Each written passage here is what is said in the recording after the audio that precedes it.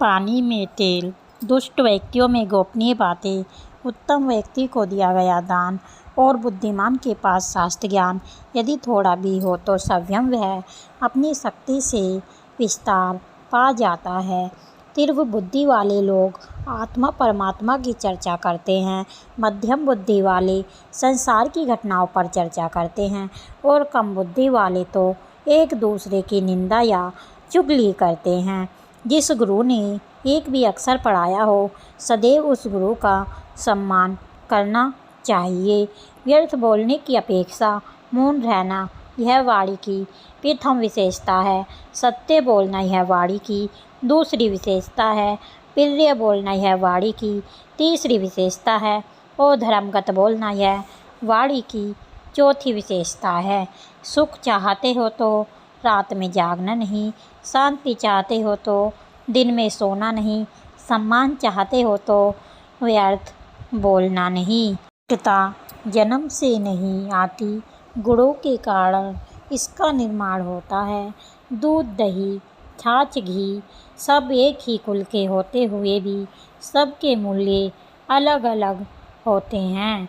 घर के झगड़े, किया हुआ परोपकार, बेइज्जती और पत्नी के साथ होने वाली व्यक्तिगत बातें किसी अनजान से कभी नहीं बतानी चाहिए।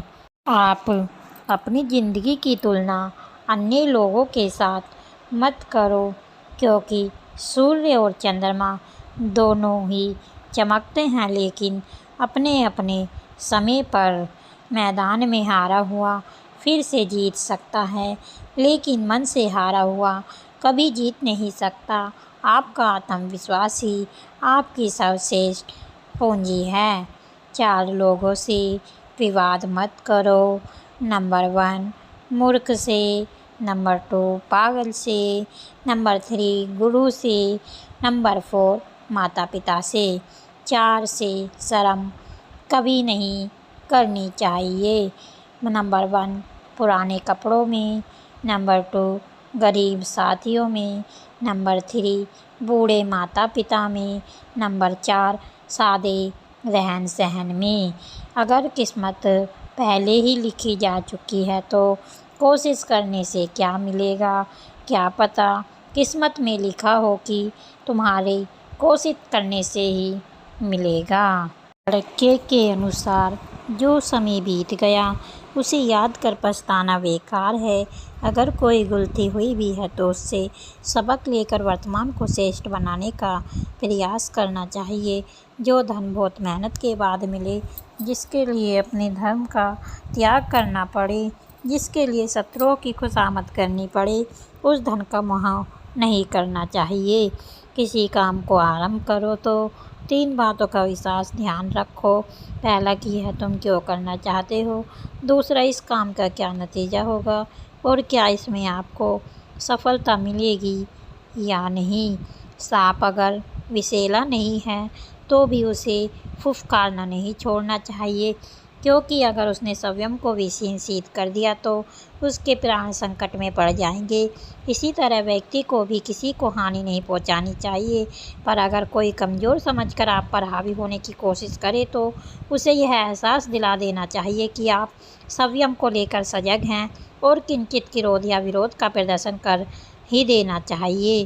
किसी वस्तु की सुगंध को फैलाने के लिए ठंडी विहार की ज़रूरत होती है, उसी तरह व्यक्ति के गुण या योग्यता भी मुँह से कहने की आवश्यकता नहीं है, वह स्वतः ही प्रसारित होते हैं। सुगंध के समान जिस तरह सुगंध को दबा कर नहीं रखा जा सकता, उसी तरह अच्छे गुण भी दब कर नहीं रह सकते हैं। ख्याति की मीठी बयार उसे ही मिल जाती है।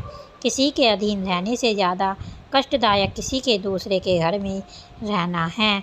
आत्मा से कमज़ोर और चरित्र से दुर्बल व्यक्ति से कभी भी दोस्ती ना करें, क्योंकि वह आप पर उस समय हमला कर सकता है जब आपका समय कमज़ोर हो या जिस समय आपको अंदाज़ा भी नहीं हो।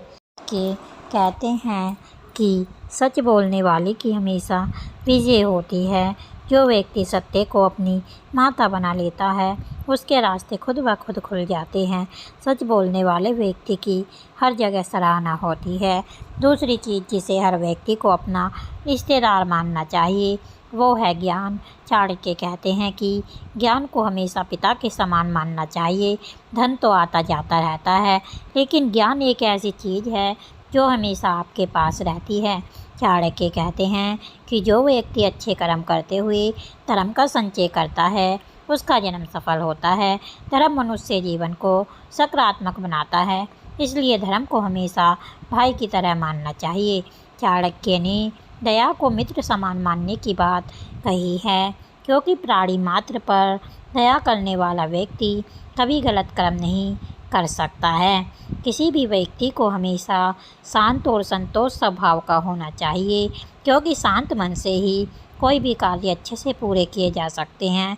जो व्यक्ति शांति को पत्नी की तरह अच्छे से रखता है, उसे जीवन में किसी भी तरह की समस्या का सामना नहीं करना पड़ता है।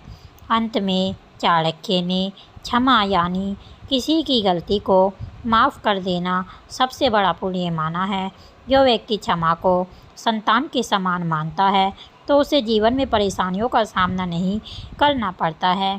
इसलिए अपनी गलतियों की क्षमा मांगने में कभी देरी नहीं करनी चाहिए।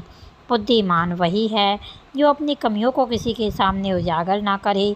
घर की गुप्त बातें, धन का विनाश, दुष्टों द्वारा धोखा, अपमान, मन की चिंता, इन बातों को अपने तक ही सीमित रखना चाहिए। जब राजा देश विरोधी गतिविधियों को दबाता है, तो कई लोग असहिष्णुता का रोना रोते हैं। शत्रु का शत्रु भी मित्र हो देता है। अक्सर जानी अनजानी में लोग ऐसी बातें दूसरों को बता देते हैं जो भविष्य में किसी बड़े संकट का कारण बन सकती हैं। शत्रु के व्यवहार में अगर मित्रवत व्यवहार परिलक्षित हो तो वह घातक सिद्ध हो सकता है। अविश्वासी पर कभी विश्वास नहीं करना चाहिए और विश्वासी पर भी अत्यधिक विश्वास नहीं करना चाहिए। अपनी जुबान की ताकत कभी भी अपने माता पिता पर मत आजमाओ, जिन्होंने तुम्हें बोलना सिखाया है। अपने कर्म पर विश्वास रखिए, राशियों पर नहीं। राशि तो राम और रावण की भी एक ही थी, लेकिन नीति ने उन्हें फल अनुसार, उनके कर्म अनुसार ही दिया है। जीवन में दो ही लोग असफल होते हैं, एक तो वो जो सोचते हैं लेकिन करते नहीं, दूसरा वो जो करते हैं परंतु सोचते नहीं। सभा में जो दूसरे लोगों के व्यक्तिगत दोषों को दिखाता है, वह वास्तव में अपने ही दोषों को दिखाता है।